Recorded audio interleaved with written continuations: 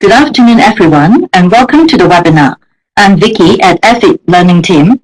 Before we start, I'd like to let everyone know that there is a chat area in the left corner down at the bottom of your screen, where you can see type message here. I can already see there is a message. Thanks, Linda.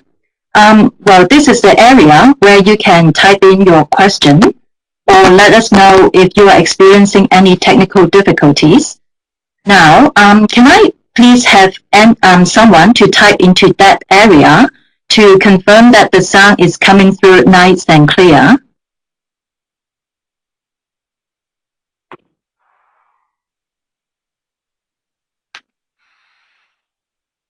Oh, perfect. Thank you.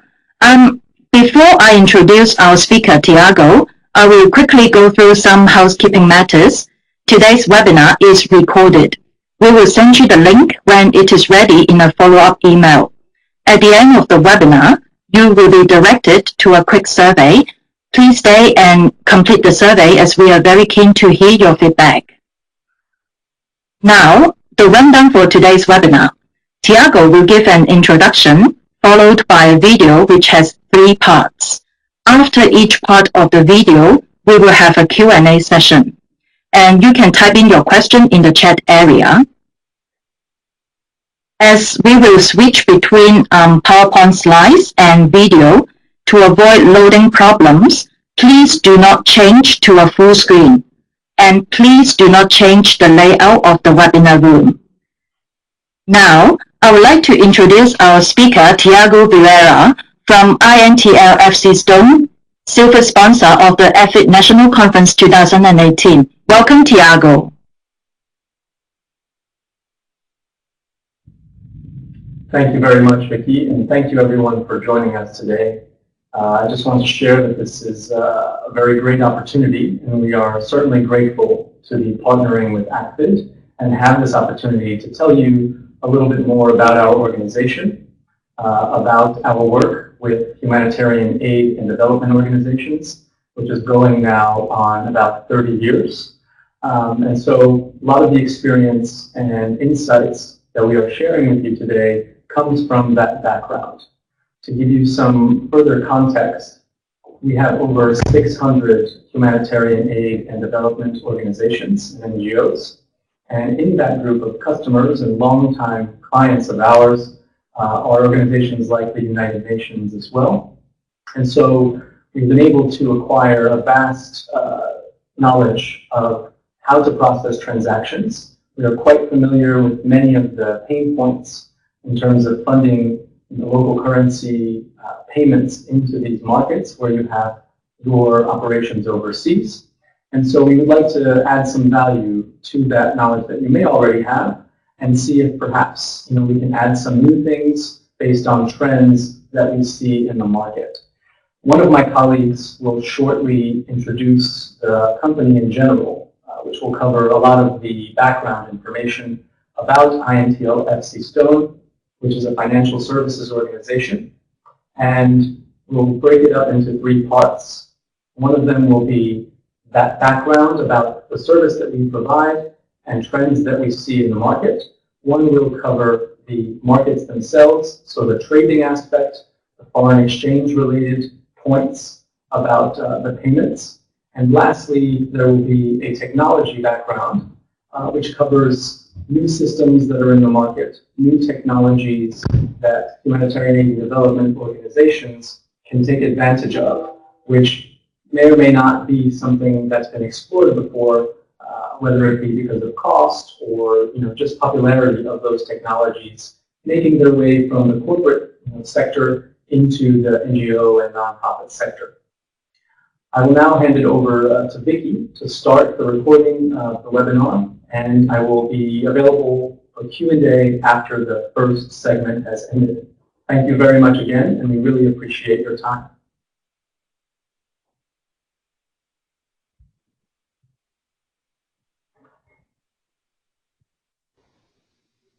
Hi everyone, welcome on behalf of INTL FCStone to our webinar, Using Payments Technology to Your Advantage. Today, we have 3 presenters who will be speaking on our behalf. Clay McDonald, Global Head of Sales, Charlie Hampshire Waugh, Global Head of Trading, and Chintan Parikh, FX Products and Client Management. We ask that you type in questions as they come through, and we will hold them at the end. We will, answer them at the end of each session. So over to Clay McDonald to start the first session. Good morning, everyone, and thank you for joining the call today. Just briefly as a background, INTL FCStone is a global financial services company headquartered in New York City that provides clients across the globe with a comprehensive range of customized financial services. The Global Payments Division of INTL FCStone specializes in making payments in over 160 countries in local currency, with particular expertise in difficult and less liquid markets. With over 30 years of experience supporting the international humanitarian aid and development community, INTL FCStone is a trusted and reliable partner. This slide here just shows some of our locations around the world, and also INTL FCStone trades on NASDAQ in the U.S., has around $650 million in market cap, and around $5 billion in assets. The purpose of today's webinar is to provide a clear picture of the current payments technology that is available in the market and to explain how to incorporate that into your treasury process. This slide here, I'm sure many of you may be familiar with, is the old way of execution of foreign exchange and payment transactions. I'm sure that many of you have had experience with using different phones to call different providers, requesting the rate, waiting, and then inevitably the rates change. A very manual process and certainly not ideal.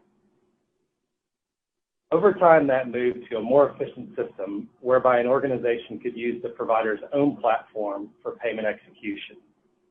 Each provider, bank or broker, our system, for example, is called FXecute, is able to offer the organization execution and price functionality over the platform, along with capability to enter bank account instructions, which could be saved as templates, to run reports, and many other bells and whistles associated, making the payment process automated. These systems are great for ERP and file upload integration. Next are the multi-bank platforms, such as 360T, Bloomberg, and Orders FX All, which are primarily for organizations that need to execute large value transactions to access multiple exchange rates. With these systems, the organization is able to plug its providers into the same platform and see all exchange rates consolidated onto one page, executing at best price. This slide highlights the use of those platforms to access pricing from many providers. Additionally, there are STP capabilities which enable the organizations to pull transactions directly from the platform and into back-end treasury systems once executed. Both types of platforms, the provider's own and multiple bank platforms, are able to provide pricing in a range of foreign exchange transactions, spot, forward, and options for hedging capabilities, for example, depending on your organization's needs. A related and complementary technology that is widely available are price indication sources. Awanda, Bloomberg, Reuters, and our own Global Payments Network rate feed are all examples.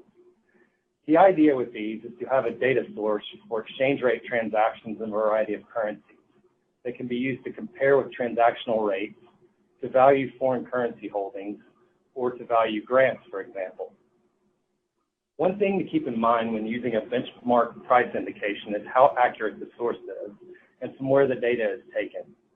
It is fairly easy to check indicative rates, for example, in euro, sterling, Swiss franc, and other hard currencies, but not as easy to get accurate indications on less liquid currencies in, say, sub-Saharan Africa, Asia, or Latin America.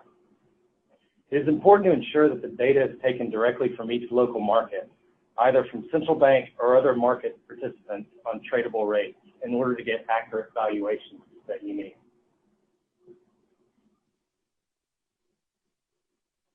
This page here lists the benefits of the electronic platforms. Ease of pricing access, moving from manual to automated. Transparency, you get the exchange rate up front and all costs are known. Straight-through processing and ERP integration for providers' own platforms. Lower payment costs, reduced FX margins, a lower manual burden on your Treasury Department, a trail for legal and audit compliance, and fast rollout efficiently within the Treasury Department.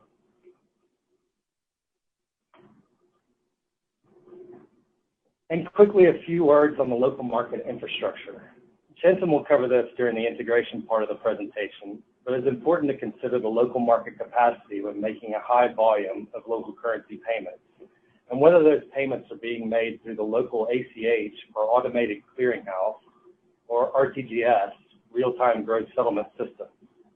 The ACH systems generally carry a lower cost, though settlement could take longer, and depending on the level of development in the local country, capacity could be an issue. Payment platforms are ideal for processing a large volume of transactions via integration, file upload, etc., increasing efficiency in the payment process. As with anything, there's a trade-off between cost and functionality, and an organization should ensure that it carefully considers the value of the software or system being considered. With that, we will pause momentarily for questions from the audience before continuing to the next part of the presentation.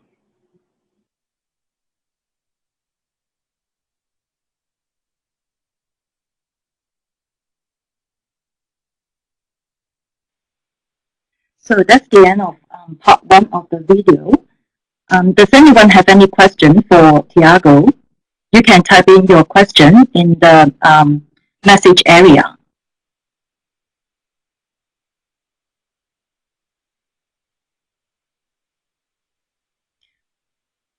Right, actually, I got a question.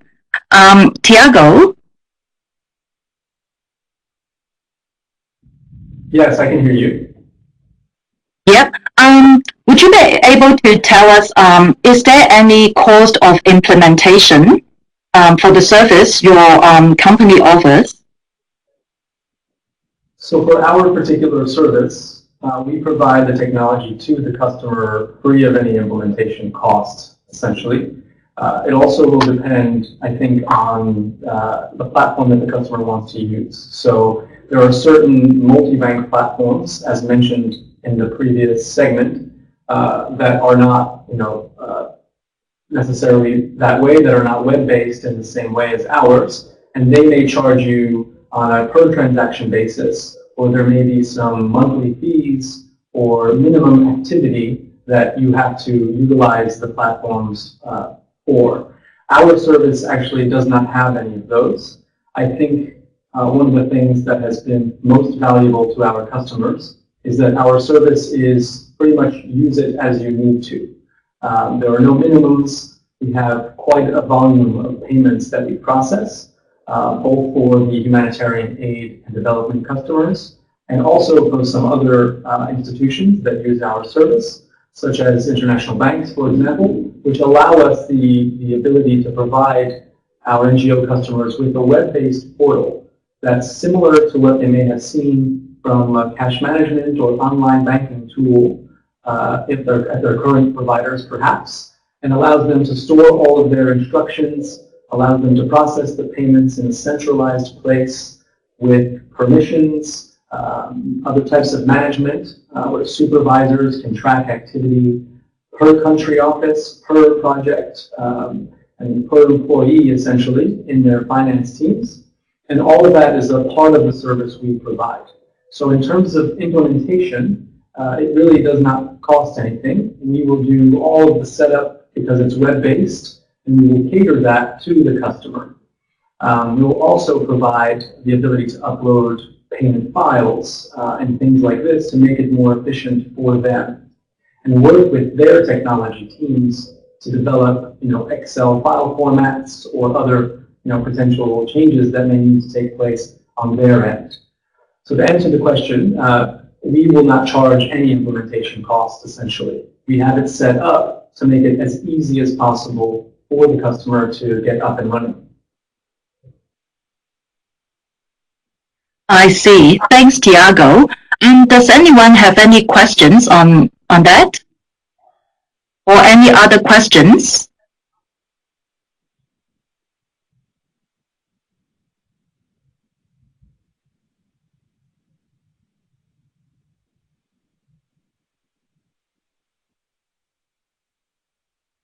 Right. We may now begin part 2 of the video.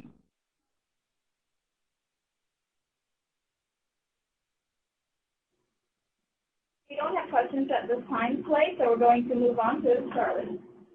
Hello everyone. We're very happy to have this opportunity to host a webinar on what we feel is such a significant topic in today's functioning market. Thank you for joining us. As already stated, we do intend for this to be interactive, so please do submit your questions whilst we go through the sessions, and we will address as many as we can at the end. I also have a tendency to speak quickly, so if anyone thinks I'm talking too quickly, please do raise your hand. As Clay has already comprehensively alluded to, it is an expected industry standard these days for a financial institution to either have a bespoke trading platform or at least utilize a platform that they can offer their clients to use for execution purposes. And although this is a much more efficient method of transacting, it is not cost effective if these electronic payments are being transacted in hard currency as opposed to local currency. Over the years that I've worked in the financial market sector, which is now in excess of 10 years and luckily no grey hairs yet, capabilities in technology have evolved dramatically. Chintan will later provide insights into the depth and breadth of today's technological capabilities, but it is fair to say that these technological advancements have facilitated comprehensive accessibility to today's emerging markets, whether that be Sierra Leone, Rwanda, Haiti, Cambodia, or the more liquid emerging markets, for example, India and Brazil. Consequently, organizations now have the invaluable option to fund their international programs in local currency versus hard currency, and yet this capability is not universally being used. We as a company have had a significant amount of exposure over the years as to why an organization may decide to send hard currency over local currency. And as detailed on this slide, some of the most popular reasons include standard procedure. HQ has fundamentally always sent hard currency, and therefore alternatives have never been investigated for whatever reason. Secondly, ease. It is considered more simple to send hard currency as opposed to trying to access local currency. Thirdly, it's requested by the local office, and therefore HQ are obliging by sending hard currency direct. And fourthly, obligation. The contract may have been originally signed in hard currency, so the donor feels obliged to pay in hard currency, even though the local beneficiary is highly likely going to need to exchange into local currency onshore in order to utilize the funds. Another reason that frequently falls under this obligation umbrella is that the hard currency accounts may be held locally, so local currency payments are seemingly not an option, even though from our own experience in these markets, most emerging market currencies require you to have a local currency account in order for you to have a hard currency account. Similarly, the local beneficiary is highly likely going to need to exchange into local currency onshore to utilize the funds. We've seen many central banks over the past few years making this a requirement in order to stop onshore hard currency circulation. So, despite the various reasoning applied to sending hard currency over local currency, it's important to note that there are dangers of transacting in this way. And the only approach that I can really think of to describe the generic danger of transacting in this way is that it essentially embodies the unknown. To elaborate on this a little bit more, this second slide highlights some of the unknowns when sending hard currency. Firstly, non-negotiable conversion. Once hard currency has been sent, HQ is essentially at the mercy of the local counterparty to exchange into local currency.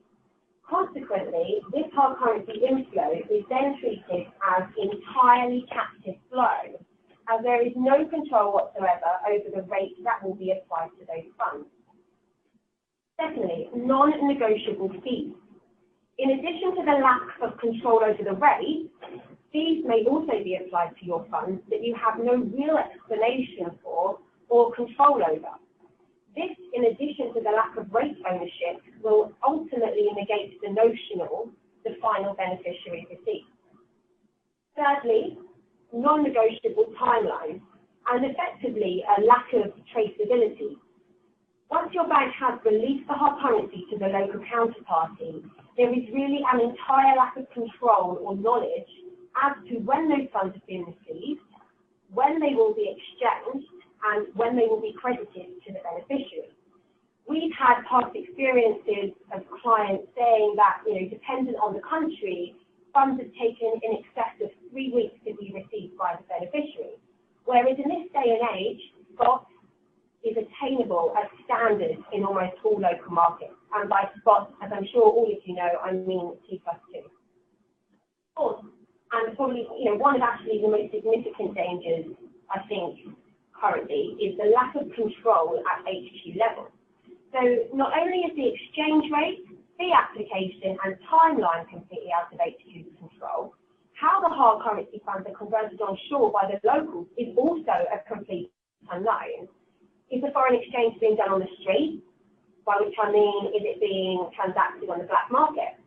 If the local beneficiary is exchanging those dollars onshore, are they transacting with institutions that comply with HQ standards? There could be a real lack of regulatory and a sincere compliance danger here that can also come into play under this unknown category.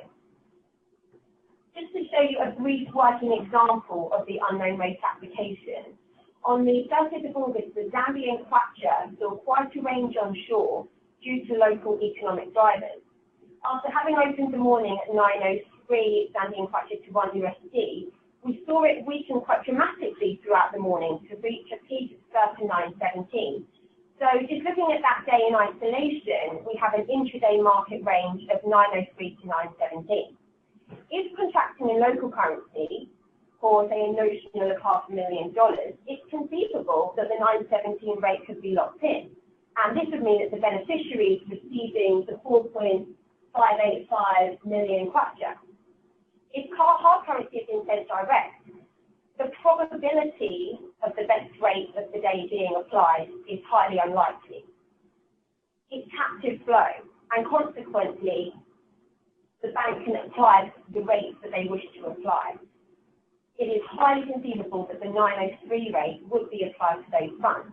Looking at the rate differentiation there, just using that day in isolation, and also not taking into account any additional commission or fees that might be applied to that notional, the difference there is $7,633.59.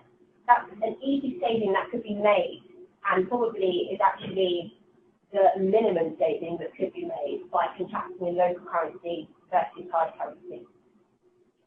So, coming on to my final slide. Why send local currency? The answer to this quite simply is sending local currency enables participation in the conversion process.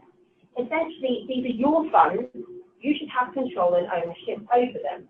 So just to briefly outline the point, booking cost transparency can be established before any transaction is entered into, and this mitigates the risk of unknown fees. By choosing to execute in local currency, organisations participate in their conversion process. They have control, they have transparency. Your hard currency is your asset, so you want to use this to your advantage. By enabling yourselves to participate in the process, you can ensure that you are using it to your advantage and accessing the best bang for your buck. Funding in time. You have complete control over when your funds are credited, as well as having traceability. You know exactly what notional should be arriving, and you know when it should be arriving. You can bid out competitively. You will not be held captive by the house bank's exchange rate, and organisations can effectively use the volatility of markets to their own advantage by taking back control of their own assets, namely, in this case, their hard currency inflows into emerging markets. Again, it comes back to ownership as well as transparency, and taking advantage of the high levels of accessibility that's now available for you in this market, driven by the technological advancements that we've seen over the past few years. And just in terms of control, HQ can remove fraud and other risks associated from the field office level by sending local currency. HQ, controls the compliance and credit processes by participating in the local currency exchange process. In this world of tighter regulation and tighter compliance measures, these aspects are just as important, in my opinion, as guaranteeing the rate, notional, and delivery. So to briefly conclude here, by choosing to execute in local currency, organisations participate in the conversion process. They have control, they have transparency. Technological advancements have facilitated transacting in local currency as an easy reality. It is a capability that all consumers should be able to access. Before I hand over to Chintan to elaborate further on this, we will pause briefly for questions. We have one question from the audience. Charlie? Okay. Are there any countries where an electronic platform is not available and we have no choice but to use the old way of getting rates? In answer to that question, it's not necessarily the country that inhibits you from using an electronic platform. It's really the providers that you choose to contract with. So, as I said at the beginning, it's an industry standard these days for financial institutions to have an electronic platform that they can offer their clients to use. We would expect, in this day and age, for all currencies, obviously dependent on, if they're sanctioned or not, for a client to be able to get a price in a local currency and be able to successfully contract in that local currency. I hope that answers the question. Perfect. Thank you.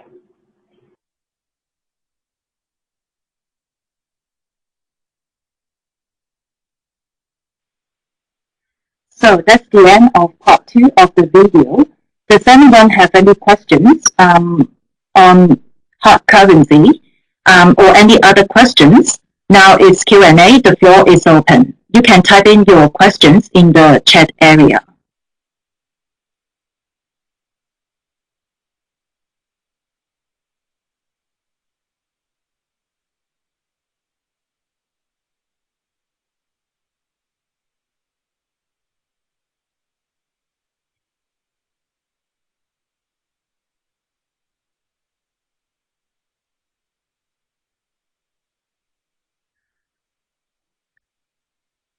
Right. We can now start the third part of the video. Moving on to Chintan. All right. So thank you very much, Charlie and Clay and Sunil. So what I'm going to discuss about is some of the integration options in order to automate the process. But before we go into the detail, I guess it's very important to understand why is there a need to automate and what are the real benefits that come with automation, right? So traditionally, if you look at the way of making payments, historically, due to limitations in technology advancements, organizations had no choice to lock in FX rates in real time. They were hard pressed to send US dollars, where the local or the beneficiary bank used to do the conversion, or the FX rate transparency was completely unknown to them. Also, the payments had to be manually initiated by a user logging into a bank's portal, or sometimes even send the instructions via a fax or an email.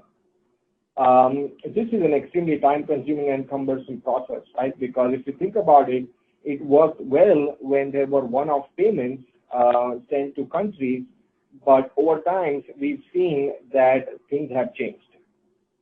So what's really changed here, right? One important factor that has changed is that the payments volume in the developing countries have been increasing. There's a lot of money flows that goes into the infrastructure or non-profit aid and development, and a lot of money have been moving on to these developing regions. Second, there has been more drive for real-time payments and at a lower transaction cost. So with all this said, the need for automation is really becoming more important than it ever was in the past.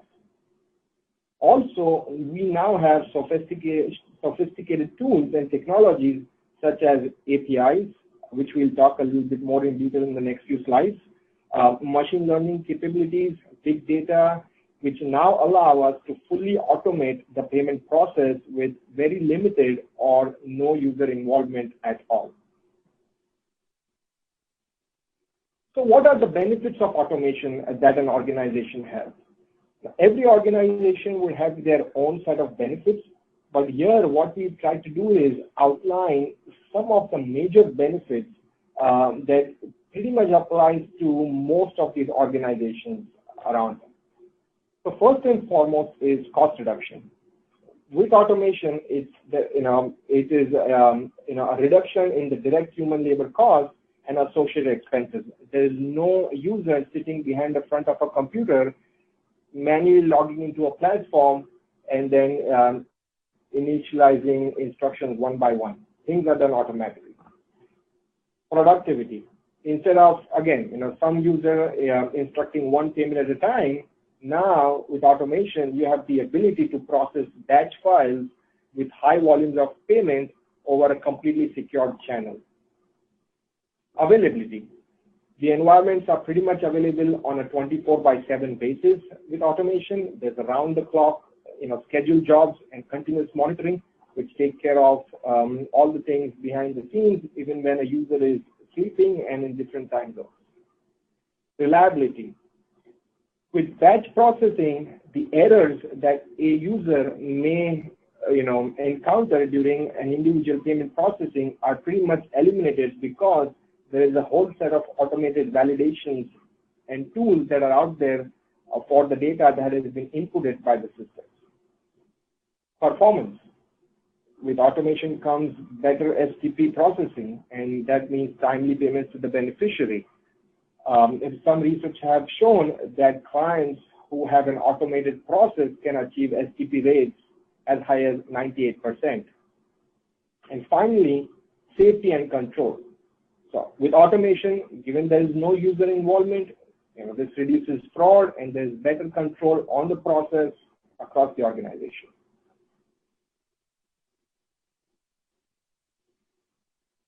So, as I mentioned, there are quite a few ways in which organizations can automate APIs, machine learning, big data. What I want to focus here is how can organizations leverage API to fully automate the process. But before we go into API, what I want to kind of make sure that everybody understands in a layman term what really an API is. An API stands for Application Programming Interface. It is an interface which really allows one piece of software to interact with another piece of software securely over a web-based platform. It's a completely automated way to make self-service functional calls over a web. There are typically two sets of protocol when we talk about APIs. There's a SOAP-based and there's a RESTful-based. I wouldn't go more into details about each of those protocols, but I just want to give a high level on each of these protocols and the benefits of each. One of the main benefits of the REST-based, which is a newer version of protocol, is in terms of the file format and the message exchanges, which can be done in real time. Another advantage of an API is that the information exchange is done in a form of a synchronous request and response, and all this is done in real time. Why are APIs really becoming popular, right? You go to any seminars, any conferences, I think one of the big topics anybody asks is, does your organization or does your provider or a financial institution expose their APIs to automate the process, right? And one of the reasons for the growing popularity is because a software which was once custom developed for each and every individual client can now reference a single API, and that API can be exposed to multiple clients to take benefit of. So using API, we have developed a three-step, what we call as a GET process for automation. Now this process is more in line for non-banking financial institutions like ours, because organizations don't hold a physical bank account with us. All the payments that are settled to the beneficiary are really on back of a spot trade. So how can you automate that process? So three simple step process from a client end. Get, where the client really gets rates from a secure web service API exposed to them. Execute, where clients can execute the trade over a secure web-based API. And then finally, for the instructions, transmit, where client transmits the payment instructions securely over a SFTP, is what we call as a secure file transfer protocol.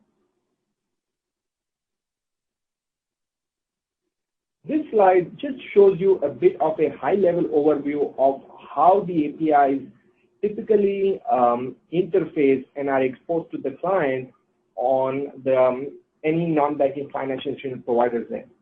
So typically, providers have an FX rates database where rates are fed by the trading desk, depending upon the regions where they are.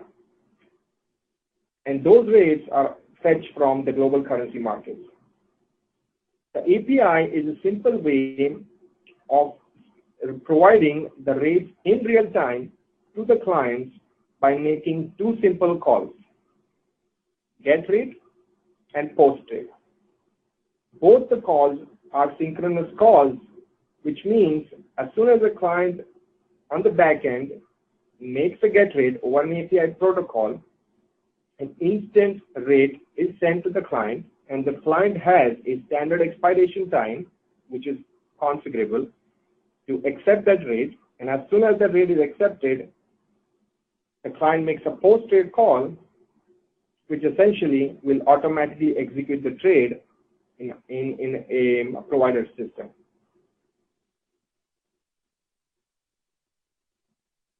The next step in automation is the file format.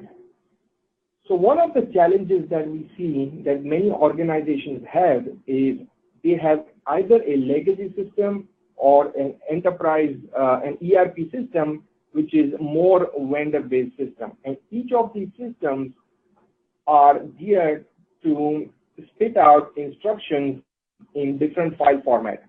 Format could be an Excel format, a CSV, an XML, or a text.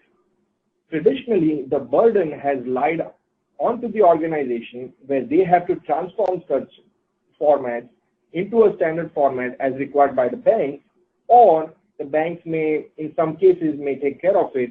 But again, that doesn't resolve the problem because you still have the issue in terms of how do you actually transmit the file. So here we have designed a file format process which is fully automated, where irrespective of the file type of the client, the file is kept on a secure file transfer protocol. A background job picks up those files, transforms that into a standard format, and then that format is processed into the payment application.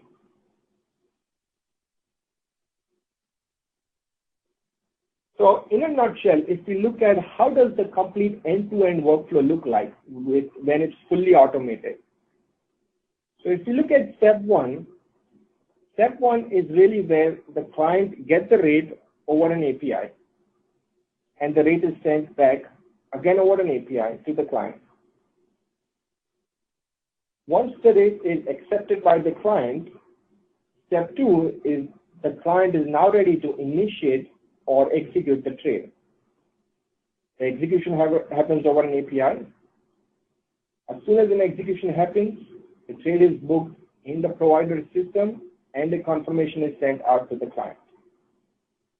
Step three is for the client to now send instructions over a secure file transfer protocol, whether in a legacy file format or a standard batch file format. As soon as the file is received, the payment provider processes that file, does the qualifications, enrichment, and credit check, whatever, regulatory compliance, and then step four is releases those payments out to the correspondent bank in country. Step 5 is where the local correspondent bank disburses the funds to the beneficiary locally in that country. Step 6 is the provider sends a status report back to the client, whether the transaction has been paid, has been unpaid, has been released, rejected, whatsoever.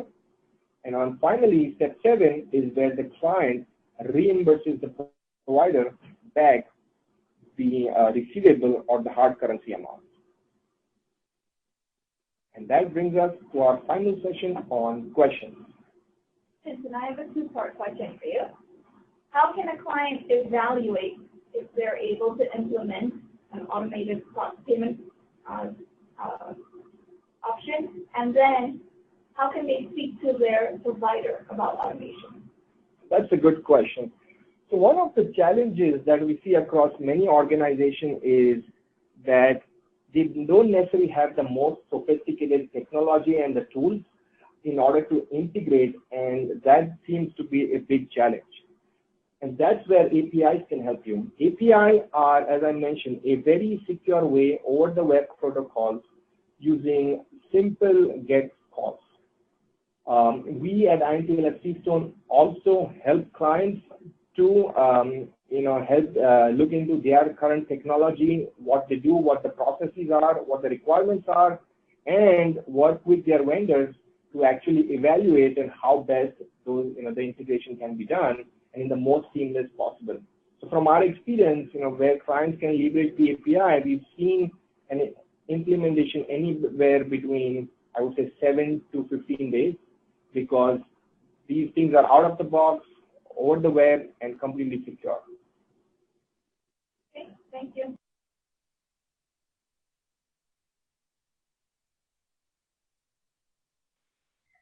So that's the end of the video presentation. We now have the final Q&A session. Does anyone have any questions for Thiago? You can type in your questions in the chat area.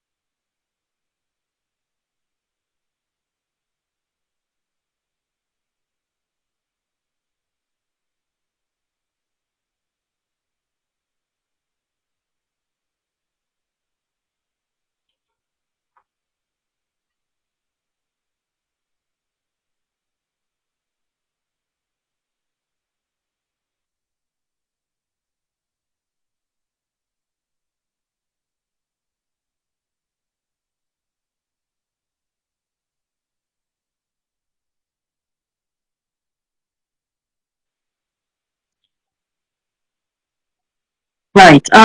Thiago, I'd like to ask you, do you have anything to add?